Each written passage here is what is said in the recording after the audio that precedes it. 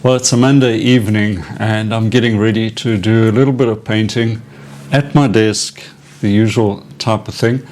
What I've been talking about quite often in the past few weeks. This time I'm going to do a gouache painting, once again in my little Fabriano painting book. What a really nice painting surface these pages have, 300 gram cold press paper.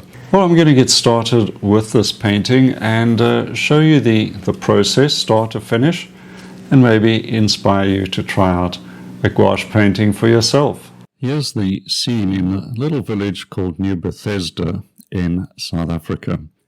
I'm going to do a quick little sketch just to place the horizon line and the major shapes, because with gouache, it's not so much about details, it's about painting big shapes and then refining them slightly for light and shadow.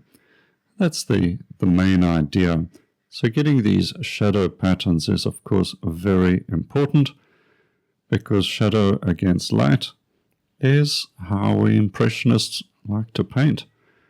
We're going to start off with a very basic toning of some color, some warm colors, and also planning out the big shapes. I'm using these sort of reddish orange for where the green tree is going to go, and some of the darker, cooler shapes.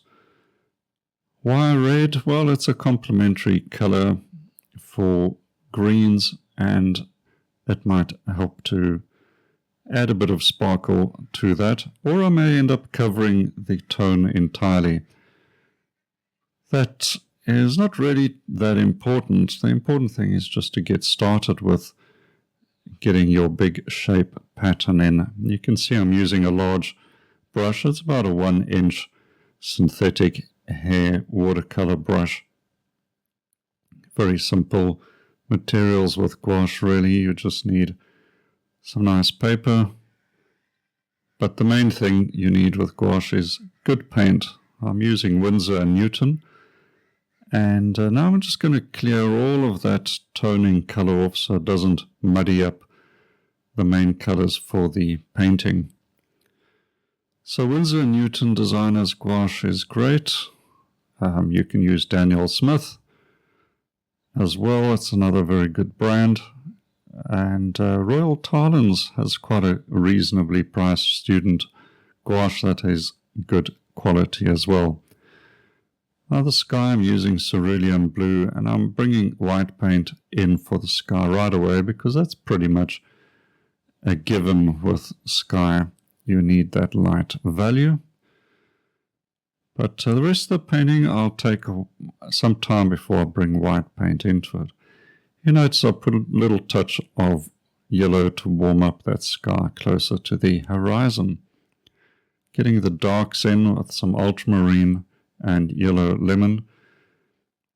There's quite a loose consistency I'm putting down here, but I'm painting it transparent, so it will sink into that paper and dry down quite quickly into a nice dark. And this cool green on top of the red makes a very strong dark. Because of that transparency, the red will make the greenish blue seem even darker. Now with some middle value greens to remind myself which side the sunlight's coming from. Also still transparent. And you'll see over that red, it's a slight orange look to it, which is quite nice as well, because it's a warm temperature. A very small dab of white in there, and this is because I'm doing atmospheric cool colors for the distance, and white will just give it a slightly opaque but also a cool look. Now a little bit of warmth still, and I keep emphasizing this, using very, very little white paint. And the reason for this is the white is quite powerful and does influence the colors tremendously. And I prefer to use it for the strong, warm lights later on. At the moment, it's the darks and middle values that are getting all the attention and are building up the painting. We have to be patient before we get to the beautiful highlights. We've got to set the stage. It's quite a complex tree, that all sorts of untidy branches and shapes, so simplifying it as much as possible. That's the distant hill in the background, just showing through some gaps in the trees. Just a few sky holes as well. Now there's quite a lot of building showing here, but I don't have the space to get as much in as in the reference.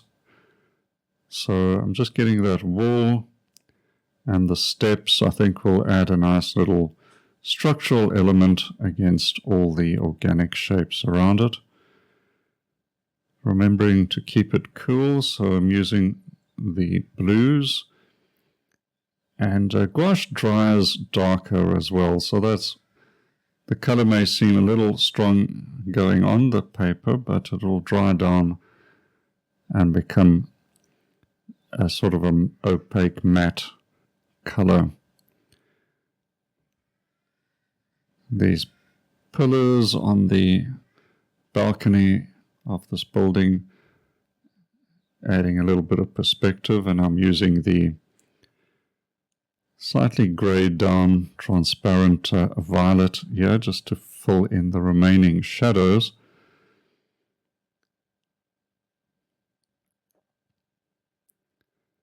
A suggestion of where that tree trunk's going to go.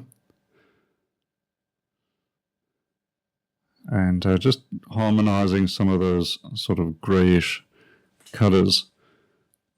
Still keeping things quite transparent, and I'm quite anxious, I suppose, to get some strong, warm lights in this painting, because that's going to bring a lot more power into the painting. Power, come on! And that's exactly what we're going to do here, bring more power with this beautiful opaque white that's been warmed up a bit, and we'll start getting these beautiful contrasts between extreme lights and darks, and also warm and cool. And these roads are very light. It's this soft dust reflecting against the strong lights. You can see how the gouache has dried down in the sky, how much darker that's become since I put the paint down. So we'll have to go over that. I'm just neatening up these shadows a bit and getting some sparks of light.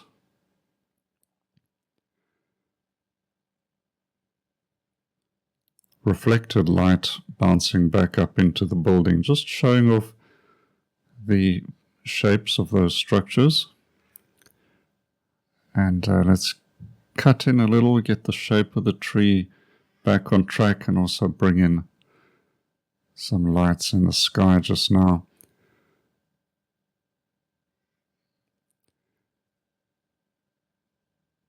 The thing with gouache is you work in layers. You start off thin, transparent, you get more opaque as you go. And don't worry about your lights looking too strong like this. It may be looking a touch too bright, etc., but it's going to dry down and settle. And then you'll probably have to come back and drop in a few more little highlights just to get the look you want. And when I say dropping in these colors, it's very similar to watercolor, isn't it? You're working with loose washes of color when you start off. The only difference is the opaque nature of the white paint adds a completely different complexion to the the painting. So gouache has strong elements of watercolor to it. You are working with a paint that must be treated like an opaque paint. Perhaps a little like acrylics. On the subject of acrylics, I don't use acrylic gouache. I'm not quite sure there's a point to it, because I do like the fact that gouache can be reanimated, especially on the palette.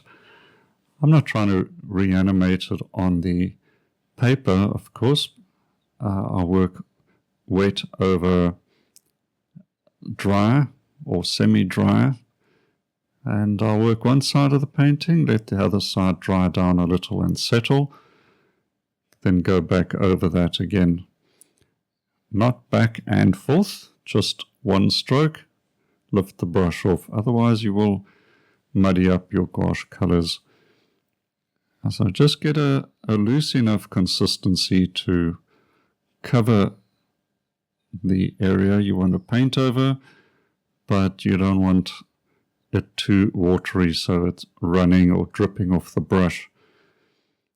Here I'm using the rigger to add in these little suggestions of the twigs, etc., and bring a little bit of warmth onto the edge of the tree trunk. Some utility poles for verticals just to connect shapes, and a little more sort of orangey burnt siennas in the tree. I'd like to add a little more color to that tree.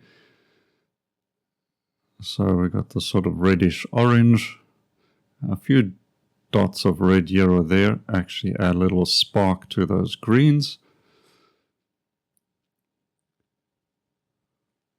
And we're pretty much in the final stages of the painting. Just a quick sketch. Bring in those highlights I spoke about earlier. Adding that sort of a sparkle where all those colors have settled down a bit.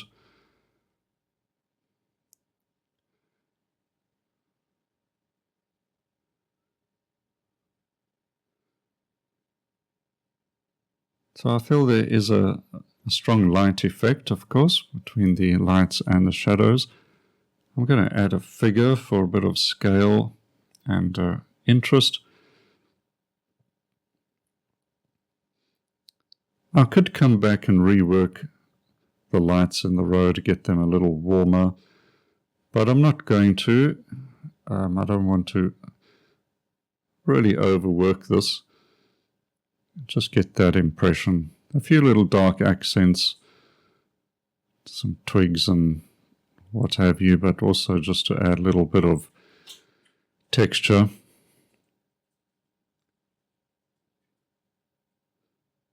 That's pretty much it, I would say.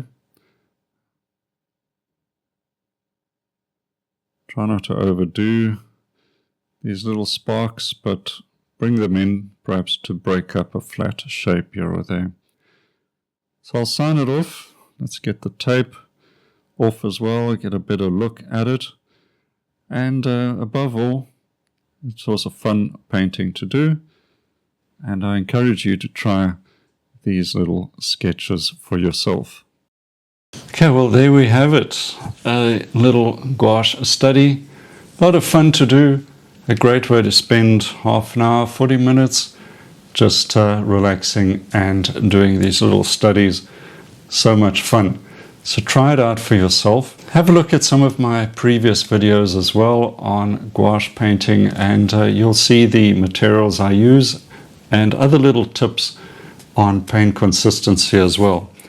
And finally, don't forget to subscribe to this channel, but also get your free subscription to the Create Art magazine. Every 2 months, we're publishing a beautiful digital artist magazine, and you can get that for free right now. Just hit the link in the description and you'll get the back issues as well. All right, well, enjoy your gouache painting as well. And until next time, cheers for now.